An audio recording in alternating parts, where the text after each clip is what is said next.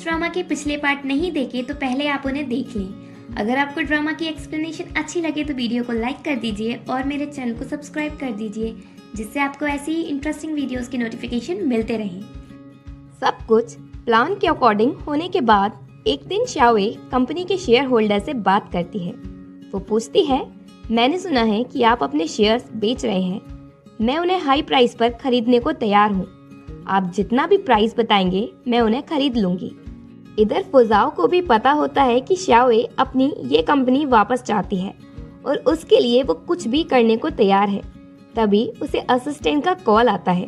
वो बताता है कि 5 साल पहले मिगो होटल में शाओए भी गई थी। इसके बाद वो उसे सीसीटीवी की फुटेज सेंड करता है। उसे देखकर वो श्योर हो जाता है कि उस रात उसने शाओए के साथ ही रात स्पेंड की थी। इसके बाद फुजाओ डिसाइड कर लेता है कि चाहे कुछ हो वो उसे प्रोटेक्ट करेगा। रास्ते में शाओए फुजाओ से मिलती है। वो पूछती है, तुम ऐसे ही क्यों घूम रहे हो? फुजाओ कहता है, मैं कुछ भी मीनिंगलेस नहीं करता। मैं यहाँ तुमसे कहने आया हूँ कि तुम्हारा करंट बिहेवियर आग के साथ खेल रहा है। तुम्हें पता है तुम ये कंपनी के शेयर्स खरीद रही हो, वो भी हाई प्राइस पर। तभी फुजाओ को युनजे का कॉल आता है पर वो रिसीव नहीं करता। शाओए कहती है, मैं कुछ भी मीनिंगलेस नहीं करती। मुझे अपने ही लोगों ने हर्ट किया है, इसलिए मैं उनसे अपना सब कुछ वापस लेकर रहूंगी। और फिर वो चली जाती है। शेयर्स खरीदने के बाद वो ये कंपनी जाती है और सीधा मीटिंग में घुस जाती है और कहती है, आज हमें मीटिंग का टॉपिक चेंज करना चाहिए। उसके स्टेप डैड उसे देखकर चौंक जाते हैं और पूछते हैं, तुम यहाँ क्यों आई? शाओए बोलती है, मुझे यहीं तो होना चाहिए। डैड कहते हैं, ये बोर्ड ऑफ डायरेक्टर्स की जगह है, ना कि तुम्हारे फालतू का नाटक करने की। शाओए उन्हें बताती है कि अब वो एक कंपनी की लार्जेस्ट शेयर होल्डर है और डैड और युनजे को कंपनी छोड़कर जाने को कहती है। जब चेयरमैन के हटने के लिए वोट होता है तो कुछ लोग तो शाओए के साथ होते हैं पर कुछ उसके डैड के साथ भी होते हैं, जिस वजह से शाओए को लगने लगता है कि अब वो ये कंपनी की चेयरमैन नहीं बन पाएगी। तभी उसकी हेल्प करने कंपनी में फुजाओ आता है। फुजाओ भी कंपनी का शेयर होल्डर है। युनजे को लगता है वो उसके लिए आया है तो वो उसे शाओए की बातें बताने लगती है, पर वो कहता है, मैं यहाँ अपना वोट देने आया हूँ और मैं भी चाहता हूँ कि ओल्ड चेयरमैन कंपनी छोड़ दे। गुस्से में डैड युनजे को लेकर कंपनी से चले जाते हैं, पर वो घर पहुंचकर जल्दी से कंपनी के अकाउंट्स को हैक कर लेते हैं और गलत टैक्स इन्फॉर्मेशन ऐड कर देते हैं। रात को जब शाओए कंपनी के अकाउंट्स चेक करती है तो उसे पता चलता है कंपनी की फाइनेंशियल सिचुएशन लास्ट 2 ईयर से नेगेटिव चल रही है। वो इस बात को फुजाओ को बताती है।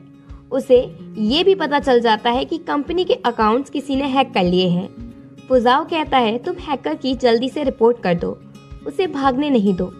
शाओए उसकी रिपोर्ट कर देती है। जब इसका पता डैड को चलता है तो वो घर छोड़कर भागने लगते हैं, पर वो पुलिस से बचकर भाग नहीं पाते और टैक्स ना भरने की वजह से उन्हें अरेस्ट कर लिया जाता है। डैड के अरेस्ट होने की वजह से युनजे को शाओए पर बड़ा गुस्सा आता है और इसी वजह से वो किसी को शाओए को मारने को कहती है। शाओए फुजाओ को थैंक्स कहती है चेयरमैन बनने में उसकी हेल्प करने के लिए। शाओए खुश होती है कि फाइनली 5 साल बाद उसे ये कंपनी वापस मिल गई। जब फुजाओ उसके घर से वापस जाता है तभी उसके घर पर उसे मारने कोई घुस आता है और वो शाओए को मारने की कोशिश करता है। शाओए उससे बचकर जल्दी से जिंगजिंग को रूम में लॉक कर देती है।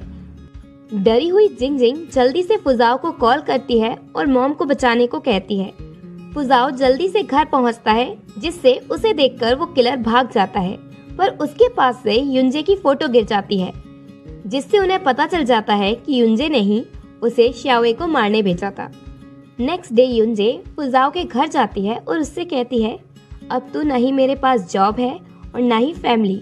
मेरे डैड को पुलिस ने अरेस्ट कर लिया, अब बस मैं तुम पर ही डिपेंड हूँ। फुजाओ उससे पूछता है, क्या कल रात तुमने ही शाओए को मारने किसी को भेजा था? युनजे बोलती है, नहीं, बिल्कुल नहीं, मुझे तो ये भी नहीं पता कि शाओए का घर कहाँ है। फुजाओ कहता है, ज्यादा नाटक करने की जरूरत नहीं है, मुझे सब पता चल चुका है, और वो उसे घर से निकाल देता है। युनजे देखती है अब फुजाओ ने शाओए और उसकी डॉटर को साथ घर रहने बुला लिया है। ये देखकर वो बहुत जेलस होती है। फुजाओ को ऑलरेडी पता चल चुका है कि जिंगजिंग उसकी बेटी है। देन वो सभी साथ में ब्रेकफास्ट करते हैं। लिंग लिंग चिंग चिंग को अपने घर देखकर बहुत खुश होता है। अब उसे मॉम और सिस्टर मिल गई। खाते खाते शाओए के मुंह पर ब्रेड लग जाती है। फुजाओ उसे हटाने का इशारा करता है पर उसे समझ नहीं आता तो वो अपने लिप्स से खाने लगता है। शाओए चौंक जाती है। लिंग लिंग अपनी और जिंग जिंग की आईज क्लोज कर लेता है। इस मोमेंट पर शाओए को याद आ जाता है कि वो रात उसने जिस मैन के साथ बिताई थी वो कोई और नहीं बल्कि फुजाओ था और लिंग लिंग उसका ही सन है। रात को जिंग जिंग कहती है तेरी प्लीज मुझे हक करो ना, तो वो उसे हक करता है। तभी लिंग लिंग कहता है देन मुझे भी हक करो, पर फुजाओ कहता है अभी नहीं, मैंने कई बार तुम्हें हक किया है ना। लिंग लिंग मुंह बना लेता है। जिंग जिंग पूछती है डैड क्या आप मेरी मॉम को लाइक करते हो? फुजाओ हाँ कहकर स्माइल करता है। तभी उन्हें शाओए की आवाज आती है तो फुजाओ कहता है अब कुछ नहीं कहना, चुप होकर सो जाओ। लिंग लिंग और जिंग जिंग उसके साथ लेट जाते हैं। तभी शाओए रूम में आकर देखती है कि दोनों बच्चे कितने खुश हैं। लिंग लिंग उठकर कहता है मॉम क्या आपको भी ट्राई करना है कि बेड कितना सॉफ्ट है? शाओए चुप होने को कहती है जिससे कहीं फुजाओ न उठ जाए। जिंग जिंग भी उठकर कहती है मॉम ये बेड सच में बहुत सॉफ्ट है।